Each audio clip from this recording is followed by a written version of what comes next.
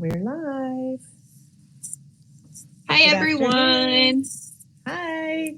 Good afternoon. Happy Tuesday. It's Jill and Shanna. No Clayton. I know. We don't know where Clayton is. Maybe he'll jump on.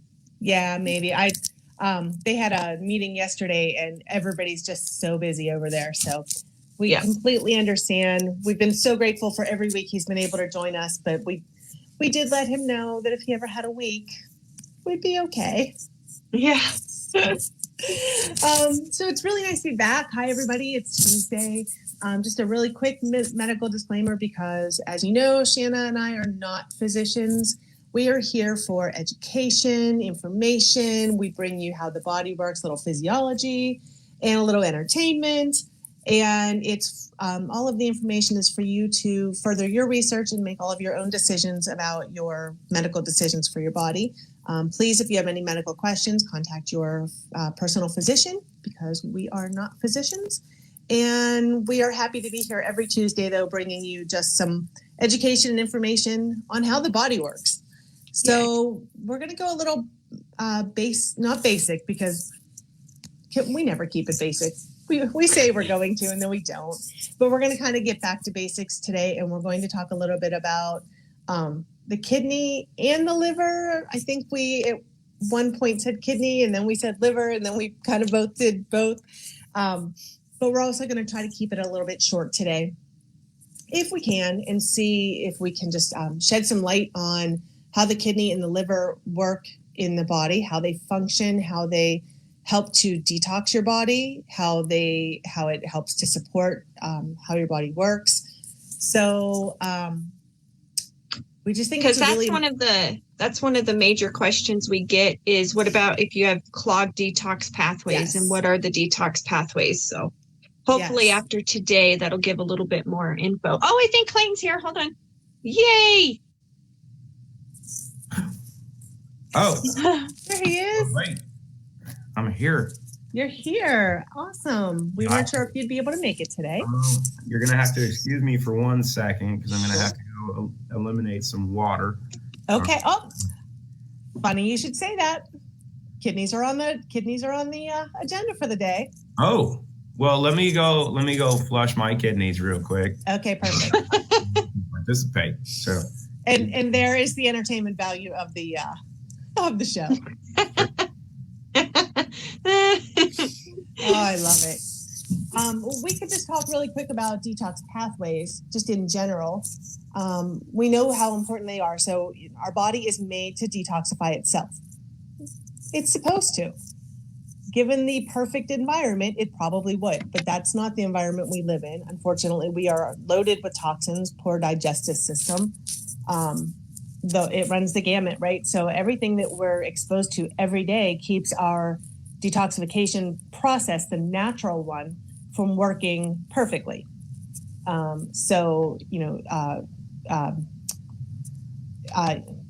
Urination, stool, feces, sweat, your lungs are all forms of detoxification. And so we should be able to remove all of the toxins naturally from our body if it's working naturally and optimally. So, but the problem is here comes glyphosate and heavy metals and dehydration is a reason why we don't detox well. Low electrolytes from not having enough trace minerals. And then, I see a chair. So dehydration, low electrolytes, high acidity. These are all things that keep our body from detoxifying correctly and keeping all of our organs functioning correctly. So Clayton, I think you missed, we're going to talk about kidney and liver today.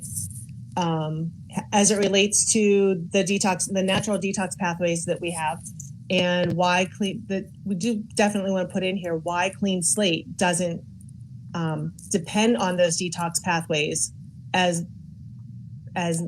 much as other detox protocols. So there are very difficult detox protocols that if your detox pathways are not open, your body will retox. Your body, all of those toxins will stay in the body, and it will actually make you worse. It can recirculate. Absolutely. Yes.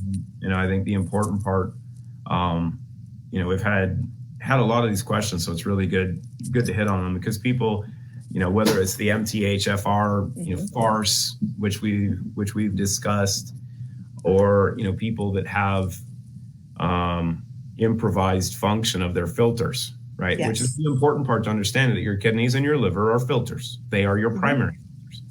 And so it's a matter of, one, you can't say bypassing them, but assisting and working through those mechanisms. But also, what I honestly will say makes Clean Slate the most unique of any protocol I've ever seen is the ability to cleanse and regenerate the function of those two filters. So I'll let you guys go, and then I will add anecdotes as needed.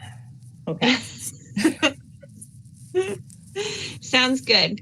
Well, I think just so everybody gets kind of a short understanding, I guess, would it be okay if we start with the liver and then go to the kidneys and just kind of give just a brief explanation of what the liver does, so they know how it should function? And then we could talk about how toxicants hinder the function and why it's important for Clean Slate, if that sounds good. Sure. And then we can go to the kidneys and do the same thing, or we'll do both, and then we'll talk about toxicants. We'll see how it goes. We'll wing it. We always wing it. We don't ever prepare for these. Yeah. And I think we're going to find that there are some similarities in the kidney and the liver in how they function and how they're inhibited. Yeah. So they'll probably. So the liver obviously is the liver, and it is the first main filter for the body. So it has an artery that pumps the blood from the heart into the liver, and that's where the oxygen comes from. And it's very important to get oxygen to those cells. Then there's also the vein that carries the nutrition from the small intestines up to the liver. And then the liver filters it and creates peptides and proteins and everything. And then it goes down into the bile. The liver actually creates the bile for the gallbladder, and then the gallbladder excretes the bile into the duodenum, which is the first chamber of the small intestines. And how it works is, so as the blood pumps from the heart, it will take the oxygen from the heart and it'll distribute it to the cells. The cells having oxygen are very, very important. Cholesterol is made in the liver. Cholesterol is very important because cholesterol actually controls the membranes of the cell. Yes, Clayton. No, keep going. But the cholesterol conversation is really important, having that, because many people think high cholesterol is bad, which is bullshit. But we can probably hit on that too. So make notes. Yes, good. Yes, that is very important. So that actually helps with the membrane of the cell. So if you have really, really low cholesterol because you're on lower cholesterol medicine, then your cell membranes are not going to be rigid enough. They'll be too malleable, and then they just kind of dissolve, and that's not good. It's probably a good time to jump in and say that our bodies need cholesterol. So we are responsible for feeding our bodies cholesterol. And if we don't, our bodies will then create its own cholesterol. So you're better off to provide it with healthy cholesterol, healthy fats, avocado, coconut oil, extra virgin olive oil. Because if you don't, then that's where the bad fats come in. Or if you give your body bad fats, or if your body is forced to make its own to compensate, you're not going to have the good cholesterol. You're going to have the bad cholesterol. Exactly. Yeah. And yes. Well, we'll stop there because we can get on a tangent with cholesterol. We'll have to do a whole one for it because it's so important. We won't be able to touch it all today. So we're going to continue, and we'll come back to cholesterol maybe next week or week coming up. Mm-hmm. So, all right. And then, so then you have the vein. And what happens whenever your food should be acidic in your stomach, and then it goes through the lower sphincter, and then it goes into the duodenum, And then that's actually where the main digestion comes from. The stomach just kind of separates the proteins and the vitamins, and then it goes into the duodenum. And then your body will absorb the nutrients from your food, from the duodenum up into, through the vein, up into the liver. And that's where all of the synthesis comes from for the breakdown into the amino acids and the peptides. The liver is also responsible for removing the toxins that flow from your food, from the blood, and such as amino acids. They create a lot of ammonia. The liver is responsible for turning ammonia into urea, and then that goes down into the kidney. So we'll talk about that in a second. So the body should properly filter the toxins that come in from your food. We're talking bacterias. We're talking organic compounds, like there's some aluminum in our food, from the soil in our food and everything. Your body is those types of very, very small amounts of toxicants. Your body is made to filter and to deal with. Then it goes into the synthesis of the liver, and the liver actually distributes and is the first filter for the blood. So then it'll filter the blood, and then the blood flows out, and then it goes down into the kidneys, and we'll talk about the kidneys in a second. But the digestive system is what processes the what kind of separates the nutrients, and it goes up into the liver. So that's a really, really important thing, because what happened, and this is where protein synthesis for the proteins of your body come from, which are from the amino acids. So you eat protein, it is pulled apart in the stomach, goes into your duodenum, is absorbed through the vein and put into the liver. And then the liver separates it into amino acids. And then from the amino acids, that's where the body can synthesize into new proteins that the body needs. But what happens if you have glyphosate, which is, glyphosate is a mimetic of glycine. So glycine is a natural amino acid. Glyphosate was actually created in the lab to mimic glycine, so the body will accept it instead of glycine.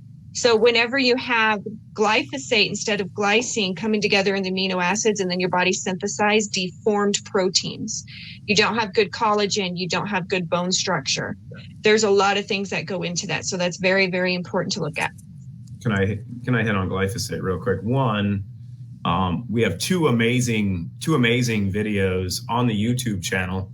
One, an interview with Dr. Don Huber that I did, that will probably scare the snot out of you, but will allow you to really understand the effects of glyphosate. But what's important for people to understand with glyphosate is it was introduced in the market in 1974, right? And the GMO conversation that people are accustomed to, and all of these GI issues that people have, the leaky gut problems, the gluten intolerance, right? There's no such thing as a human being gluten intolerant.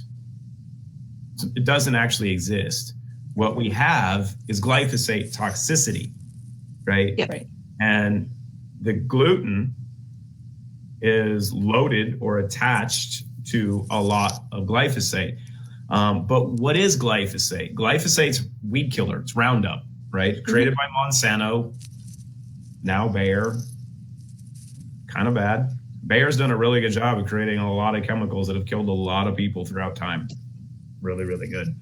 But it's important to understand the process and mechanisms behind glyphosate. And I'll hit on this really quick and then we'll move on.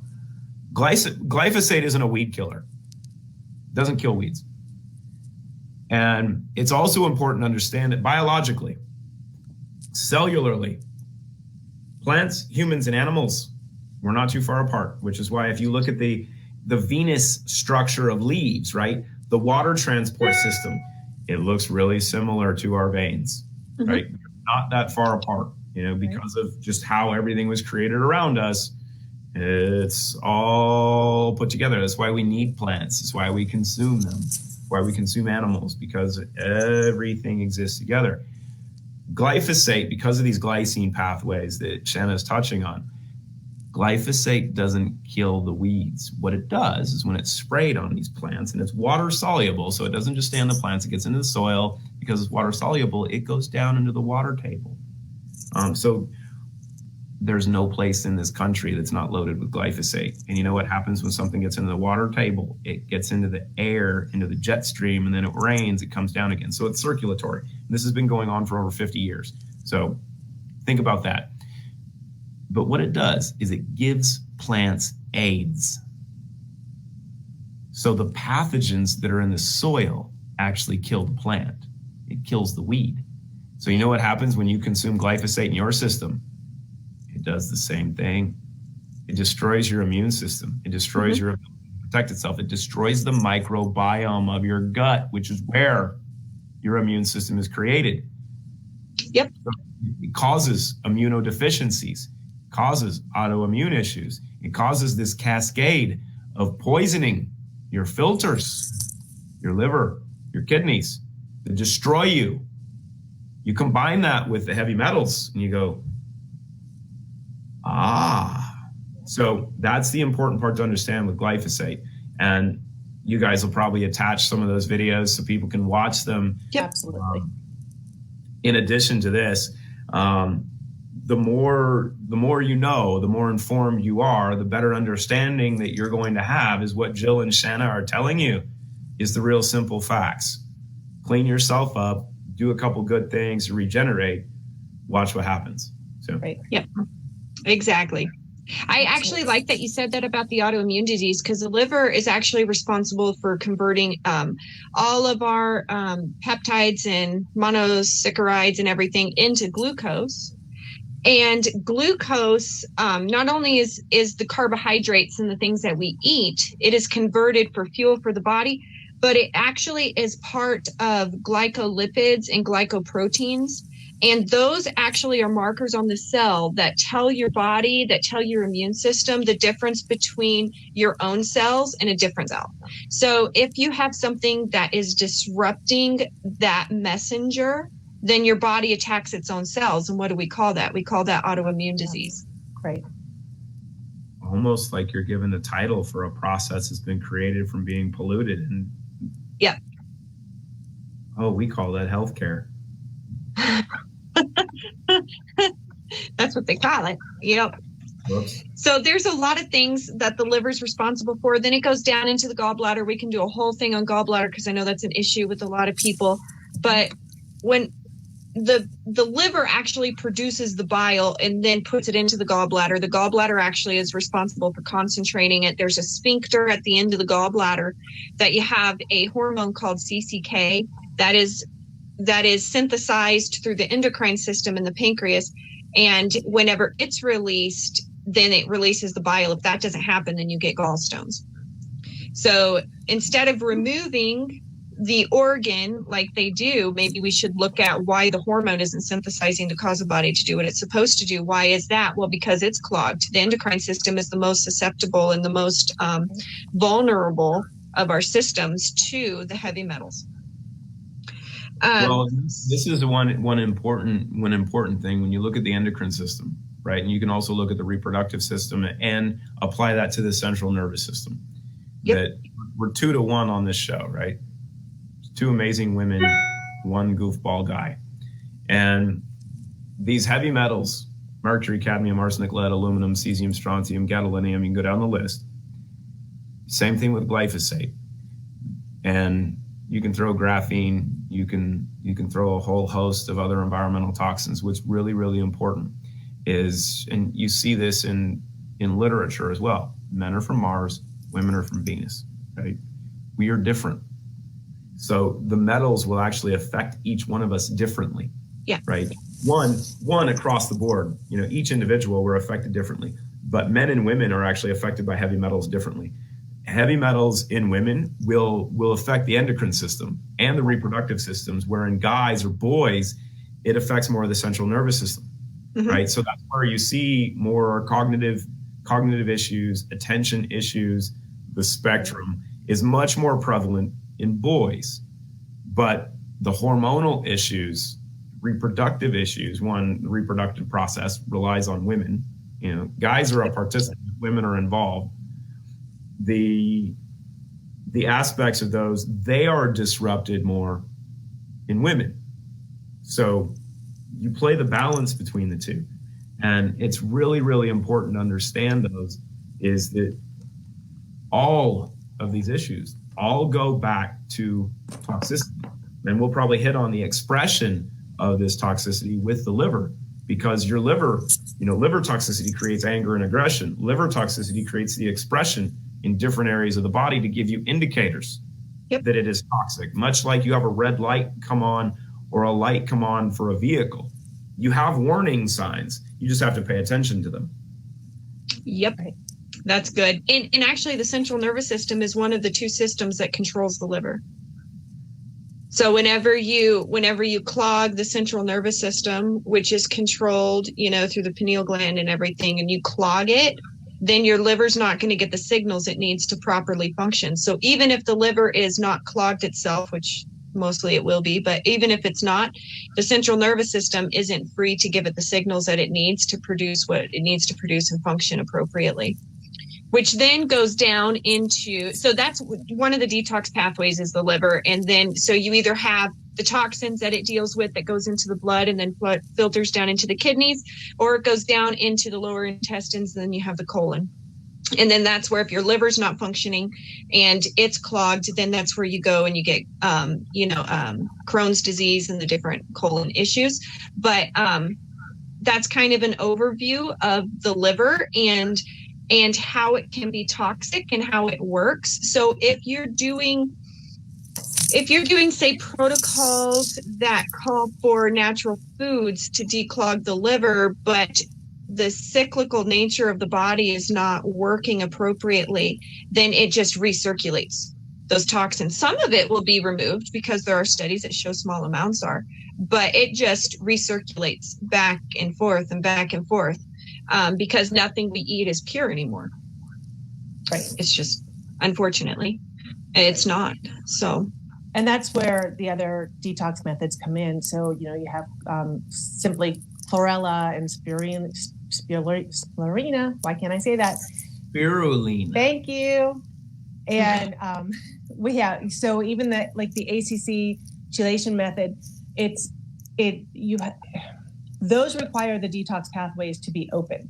So if you're not, unlike clean slate, so you can eat, detoxification foods. So such as watermelon's a great detox food. It's a great mucus buster, especially in the morning. If you eat that alone, don't pair that up with fat. But then if, people have their green smoothies, and that's wonderful, but even those can cause problems because if your digestive system isn't working right, you can have high oxalates. Go ahead. But even in organic food, what do you find a high prevalence thereof?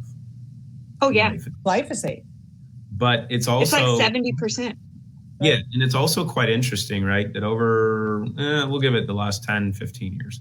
That we've started to consume different types of vegetables as superfoods, as research has shown things are beneficial. And one of the things I saw 6-7 years ago was looking at urine analysis and excretion analysis for people that we've worked with, with predecessors and the siblings to clean slate and such.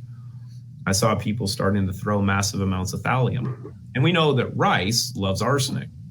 But there's one, I think it's cruciferous vegetable that loves thallium. And thallium's interesting, right? Because it's a radioactive isotope.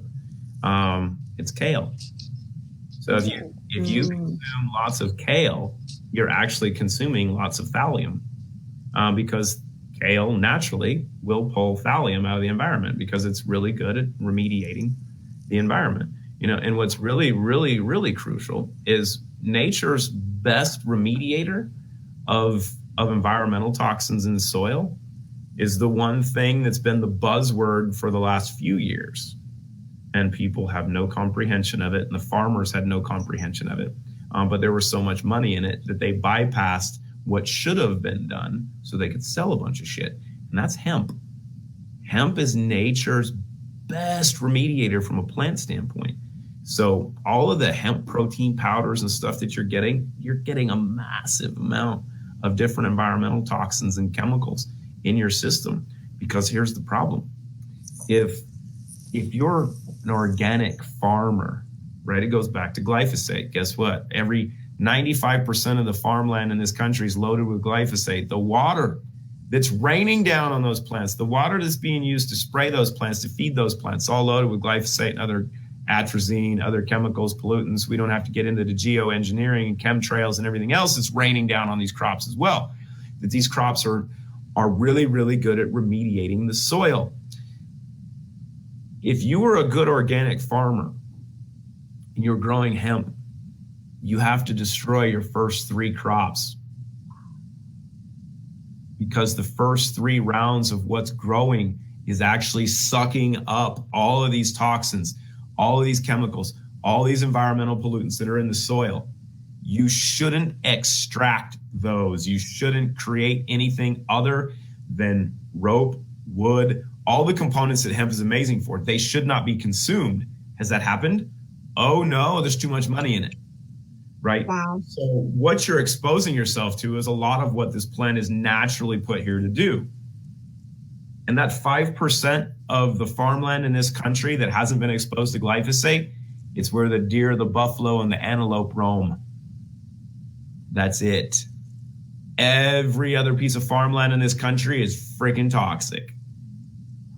So you can't get away from it. Even if you eat organic, right, you're still going to be exposed. So it's what you do to that, but you have to understand, what types of exposure are you leading yourself to? The things that you think are good right now might be good for you under the right circumstances.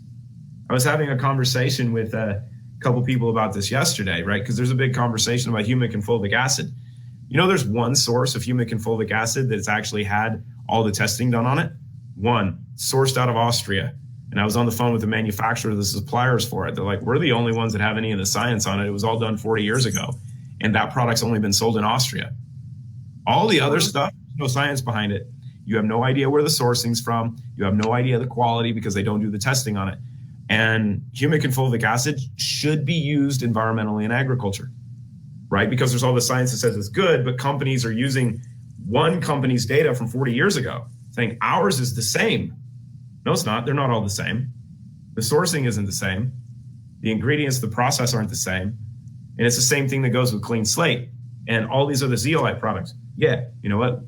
We use clinoptilolite. What makes this unique is the source that we use is 97% pure clino, it's 3% bentonite, 66.7% silica. We know that because we have the COAs on all of our raws. And we sole source from one source that no one else can get it from, that doesn't have the quality. And it's that quality that allows the process to create this product to be so unique, which creates better outcomes. So it's important not just to talk about ingredients, but it's important to talk quality. It's important to talk process, because if you don't take all those into account, you end up taking stuff that can hurt you over time. Might not be immediate, but prolonged use of something that will pollute you will cause problems. Same thing as breathing.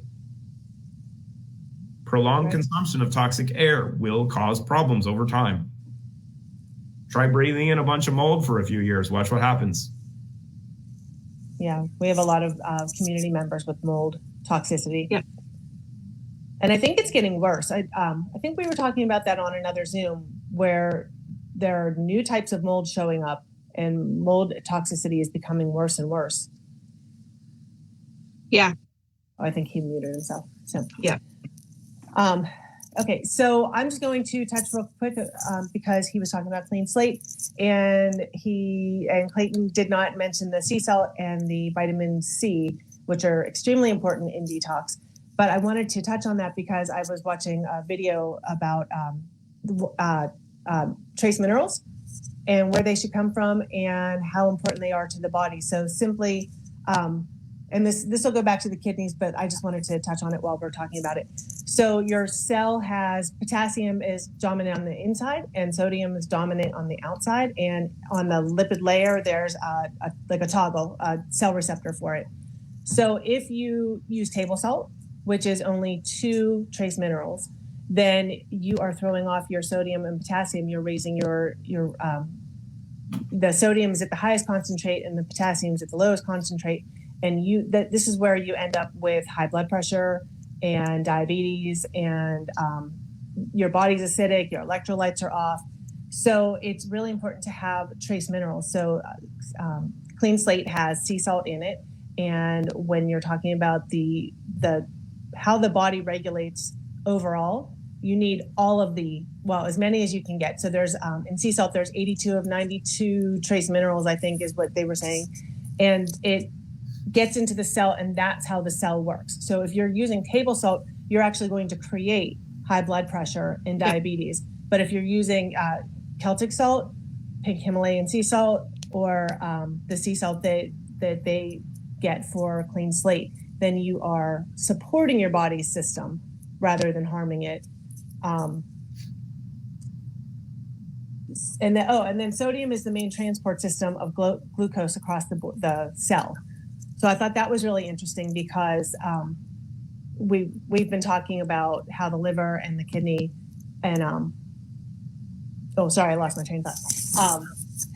How the glucose in the liver works. Sorry, I did lose my train of thought there. Okay, so we're going to touch on the kidneys really quickly because we're already halfway through. I think we may have to come back and do another thing, another video.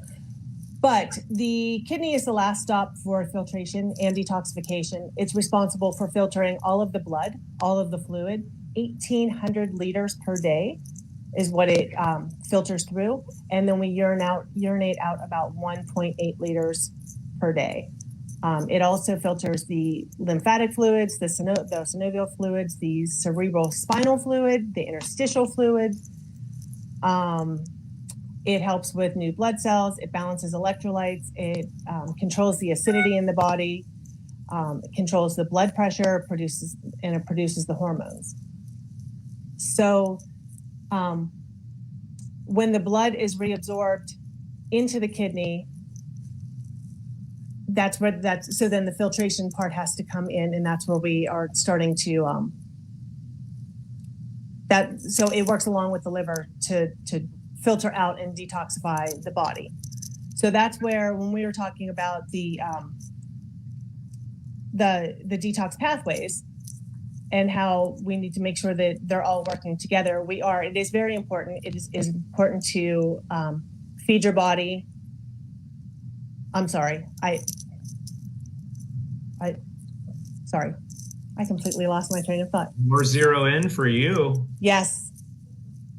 Excuse me 1 second. Okay. Sorry. Damn kids. I know. Beat them, Mom. Yeah, it is. Okay. Sorry. Let's get back. This is a live show. Yes, I know. Sorry. I apologize. There's You're no good. Having family around and kids around. You know, the best part for me is I don't have to breastfeed anymore. Or ever? Anymore. Yeah. Okay. So water thins the blood that goes into the kidneys. The kidneys also work with warmth and exercise. So it's really important to get our kidneys moving every single day. So in the winter, you want to make sure that your kidneys, your midriff area stays really warm. You need extra water to thin the blood so that it's so the kidneys have the sludge of the blood. That's where all of the sludge comes out and is filtered out. Exercise to move the kidneys through, to move all the toxins through the kidneys. We need to make sure that we have high trace minerals, so that magnesium is one of the really important ones for the kidney to get everything through. The kidneys have to do with the spleen and the warmth of the heart. It generates the brain and the nervous system. And just like we were talking about the liver with anger, kidney provides fear and awareness of danger. And kidneys are also very susceptible to cadmium, lead poisoning, and herbicides. Mm-hmm. So just like the liver, the kidneys cannot synthesize glyphosate. Nothing can. Well, correct, yes. Yeah. Yes. But that's one of the main ways that the that detox pathway gets clogged is, and because it's been generational, everybody's born with it. The glyphosate in the kidneys, clogging the kidneys. No, and I think it's an important component, which we've hit on numerous times before, but for moms to understand that your babies are bathed in a toxic soup. And the toxic soup that we were bathed in is not as toxic as what babies today and the last 2 generations have been exposed to, because the proliferation of environmental pollutants into this world have been magnified over the last 20, 30 years. And, so just like we have this COVID environment where as adults, as mentors, as parents, we have no comprehension of how to address this environment for our kids, right? Because we have no means of understanding how this is affecting them mentally, spiritually, and such. Mm-hmm. The same thing goes for what we've had for physical exposure. Our frame of reference is so skewed because we have no comprehension of the same environment. It's gotten so much worse over the last 20, 30 years that what we grew up in is not anything like they're being exposed to. I mean, did we have kids that were trying to identify as an opposite sex when we were growing up? No, because it didn't exist, because it's all neurotoxicology. That's all it is. It's a toxic brain. It's a toxic mind. This isn't a process of kids looking down and going, well, this extremity that sticks out of me looks like a vagina. No. If you have male body parts, you are biologically a male. Mm-hmm. But if this is all screwed up, you go, well, I feel feminine today. And, sometimes I like to touch my feminine side, but I don't identify as female or women identifying as men. It's all because their biochemistry is screwed up. Why? Because they're freaking polluted. Yeah. Well, they also get injected with DNA from the opposite sex. So exactly. A lot. Which screws up liver, which screws up kidneys, which screws up the endocrine system, which screws up your central nervous system, your brain, your cognitive and pineal gland and spiritual function and everything else. So everything is combined, right? Yeah. And that's what's important is getting to a point where you understand the function of all these systems and how they're affected and how they're ideally supposed to function, but also accepting that if you're not doing anything to address these systems, they don't function optimally and they sure as hell don't function well. Doesn't matter who you are. You can be the most elite athlete on this planet. Christina did an interview yesterday on ISNS with the world record holder in outdoor distance swimming. This guy's in his 40s.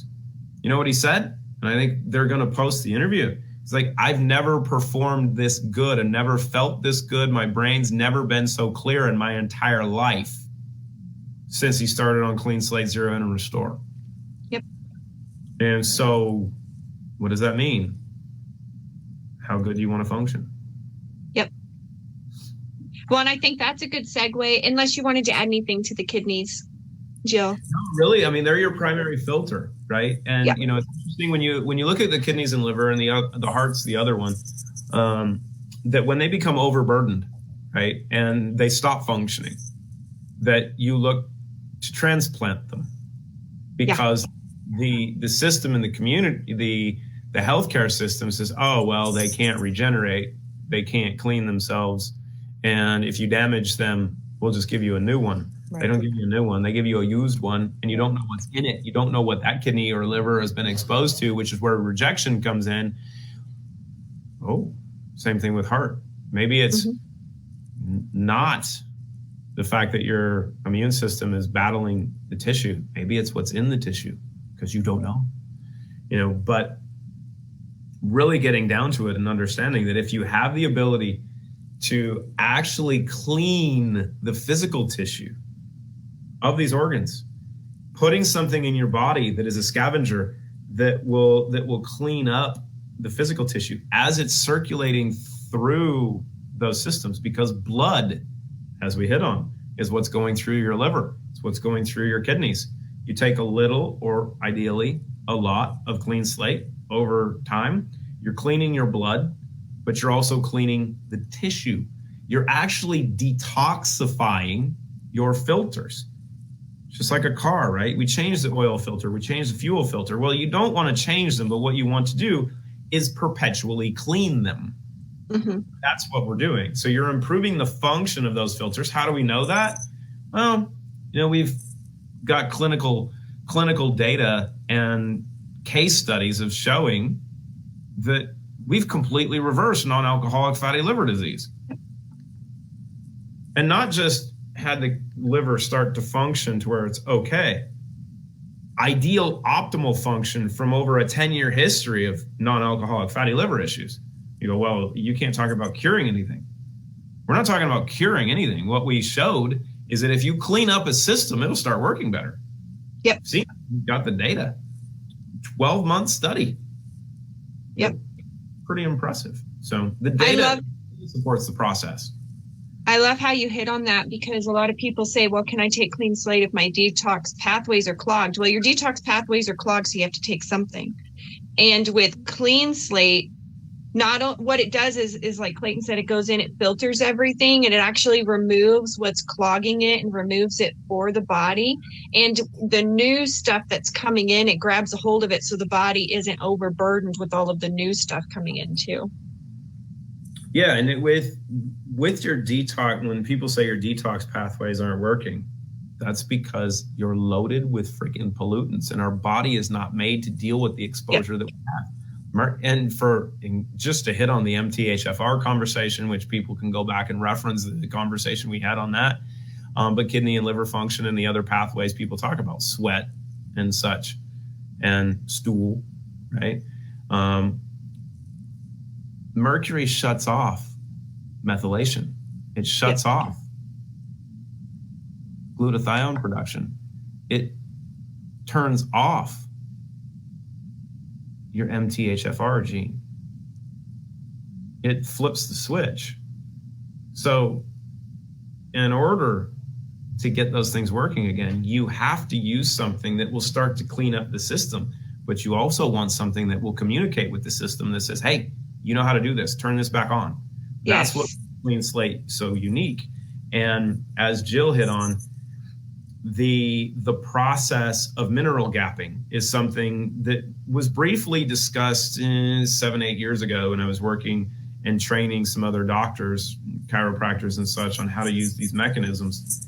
But that's the reason that clean slate has the trace minerals and has the vitamin C in it, is to prevent mineral gapping. And at the same time, when you're using the sodium potassium pump, right, that you're getting a delivery across those membranes, removing the bad stuff, bringing in the good stuff at the same time, delivering the bioavailable silica. And this is what's so crucial with clean slate. There's never been another product to do this. Show me another one that's even been able to have the discussion, right, of regeneration of tissue. The primary building block is not collagen. The primary building block is silica. Mm-hmm. Right. So in order to regenerate tissue of all kinds, you have to have the silica. Well, what's the best source of bioavailable silica? It's orthosilicic acid. Great. Where's the best place to source orthosilicic acid? It's clinoptilolite. What's been the only company that's ever figured out how to unlock the orthosilicic acid from clinoptilolite? Say hello to Root. Say hello to my little friend. That's my line. I did it for you. That's right. Well, I think something also is very important that Dr. Christina has done that nobody else can do. Vitamin C with the silica are, you can't have one without the other for collagen production in the body either, and for that connective tissue. So she has two sides of the spectrum, plus helping with the mineral gapping and the body's regeneration, along with detoxification. Almost like there was intention. And you know the other components for collagen production? There's a couple amino acids that you need. Do you know where you get those? Plants and animals. Mm-hmm. Some sea salt, right? So you get the trace minerals that are needed, but just daily consumption of some vegetables and meat, you get the rest of the amino acids. Right. Yep. So you have everything you need. Why is Jill's hair better amazing now ever been? Why is Shanna's skin and Jill's skin looking better than, if you go back and watch the videos, a month, 2 months, 3 months, you go, what are you ladies doing? We get that question a lot. Now I'm like, we need to delete the videos. No, but that's the process. I know. Of looking at it going, hold on, you guys are aging backwards. What are you doing? And I said, what are you doing differently? I had a great post somebody put on the Root Nordic group earlier today, or earlier this morning, of saying I lost 1 stone and 2 pounds in a couple months. I forgot how much a stone is because our UK contingency. Right. I think it's like 12 pounds or something like that. But they're like, I haven't changed my diet. I haven't changed my lifestyle. I just added clean slate to my lifestyle, and I've lost 1 stone and 2 pounds in a couple months. Right. You go, well, why is that? It's because you're cleaning up your system and things start working better. Right. Mm-hmm. So would you like to start losing weight without changing your lifestyle? Because that's the complete opposite conversation that anyone else has. Mm-hmm. It's like if you start the process to get your body working optimally, and it's the one thing we don't talk about with Restore and Zero In with what they do, right? You want a complete weight loss protocol. Try the Trinity. Watch what happens. Right. You have more energy. Your endocrine system starts to work better. Your metabolism starts to improve. You feel better. You have more energy cognitively. You start to feel amazing. You're less stressed, which decreases cortisol, which leads to less fat storage. And if you feel good, you want to go work out. And that could be just going for a walk. All of those factors lead to improved function, which improved function leads to improved metabolism. Improved metabolism leads to weight loss. Yep. I think it's important too to think that whenever we talk about weight loss, just to hit on that, because we did have a question saying, I don't want to lose anything, I want to gain. That doesn't mean that everybody's optimal weight is different. It doesn't mean that, whenever you lose weight, it's because your body needed to release those toxins and that fat storage. So if you don't have anything to lose or to get rid of, it's actually going to help you maintain a healthy weight, because it's going to keep your body producing what it needs to stay healthy so that you don't continue to lose or continue to gain. So it's your body's in control of it. Your body regulates what happens, which is what I love about it, is it puts your body in control. And it feeds your body the good. So it supports the immune system. It's making the body work as it's intended and as it should. So it is not going to, if you're not toxic and your fat cells aren't full of toxins and your cell receptors are working right, you're not going to lose weight. If you need to gain weight, if your body sees it needs to gain weight, let's get into protein synthesis, right? If you're not a healthy weight, whether you're high or low, because your body's not optimized.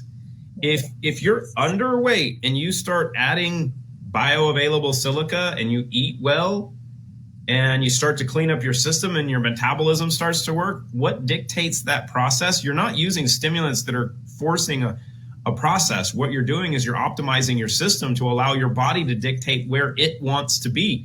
If you need to add muscle, what's the primary building block for muscle? Silica, protein. Okay, eat well, add the building blocks, watch what happens.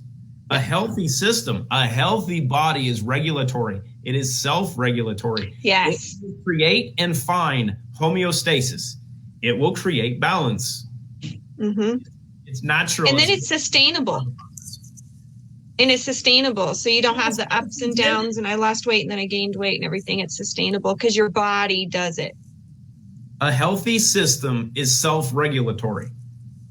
We are made that way. We have an innate immune system, right? You won't, and this is part of the conversation that goes on with all this COVID stuff, right? Is you're hearing from people, and even in the wellness communities, I hear Del Bigtree and all these people talk about acquired immunity. Acquired immunity is bullshit. If your innate immune system works properly, because your your innate immune system, your given immune system, it doesn't create antibodies. It just recognizes things that don't need to be there and it destroys them. And then it says, okay, you're gone. Bye. If you come back, I'm going to kill you again. You don't need antibodies. The argument has been made, and I hear this from Dell and I hear this from all these other people that are the influencers in this space. Like, you don't have innate immunity. You have only acquired immunity over time. Do you know why that is? Because you're freaking polluted. Mm-hmm. And your innate immune system no longer functions because it's been turned off and overridden from a polluted environment. If you clean up said environment, your innate immune system works. It's like having a computer system that you haven't reset over time. Some things slow down or don't work as well because you haven't upgraded your operating system or you haven't cleaned out your or how it functions. Our body's no different. If you don't clean things out, some things aren't going to work as well over time. But if you do, those things turn back on. Right. I'll give you the best case of example because I'm a little sinusy right now because 3 weeks ago, one of our staff members decided to get vaccinated. She was shedding like crazy. Christina got sick. I had to take care of her. We had the process we use for a bunch of restore, clean slate, little ivermectin, which is a whole other conversation we can touch on deworming people and animals. And I put that on my Facebook channel. But we knocked stuff out with her. I didn't get sick while she was sick. I got sick on the weekend when I ate a bunch of bread that I shouldn't have eaten that knocked my immune system down enough to where it went boom. And I got really bad gas. I started sneezing. I got a little sinusy. So if you address these issues and you don't create weakness in your body, you don't have problems. We went through that in our house as well. So we had an exposure. Someone had COVID, and I've had a very strange 3 weeks. I've been sick 3 days out of 3 weeks, and I had nothing while anybody else was sick, and then all of a sudden one day I just slept like 14 hours, but I just packed it all on. I just did the restore, I did the clean slate, I did zero in, and I just crashed. And I woke up the next day and I'm like, oh, I feel really good. That's going to be it. So I went for days and I was fine. And then all of a sudden, and it probably had something to do with I was either, overworked or stressed or ate like crap, or we were gone for the weekend, and it happened again. So for 3 weeks in a row, I had one day where everything just came and I just crashed. But out of everything, that's it. All I did was sleep. I took everything I needed to take. I supported my body with everything that was in front of me. I vitamin C, and I took extra vitamin C, restore, zero in, clean slate. I did the ivermectin as well. And that was my experience. So I didn't test, so I don't know if I was positive or not, but that would be my assumption. And it didn't really matter to me. I just listened to my body and handled it in the way my body told me to handle it. The most important thing you mentioned in that is the one thing that science has proven is extremely crucial in this environment. It's the one thing people don't get enough of: sleep. Yep. And it's the one thing that people take a lot of melatonin supplements for because they don't sleep well. And why is that? Because your pineal gland is calcified, which is where serotonin is converted to melatonin, and which is why the use of the Trinity is so crucial, because you can decalcify your pineal gland. The extra serotonin and dopamine produced from using zero in, the serotonin converts to melatonin in your pineal gland and you go to sleep. The extra serotonin converts to DMT and you dream. So you go, oh, well, that's a benefit. So it's bringing all these pathways together because our system is like this amazing mobile. It's all connected, right? So we talk about one simple pathway. If we look at kidney and liver function, you go, yeah, we can affect those pathways, but it's also how these others are affected in the same process, because it's not linear and it's not siloed. Every aspect of your body is interconnected. Disruptions in one area are going to create disruptions in other areas. Toxicity in your liver is going to express through your skin. Eczema, psoriasis, acne, skin problems are all an expression of liver toxicity. Behavioral issues a lot of times are liver toxicity. Yes. Yep. So you go, with your kids, if your kids are like giving you attitude and everything, just punch them in the liver. Oh, no, sorry. That's not what you do. You only do that with boys. Don't do that with girls. Sorry. Laura, I apologize.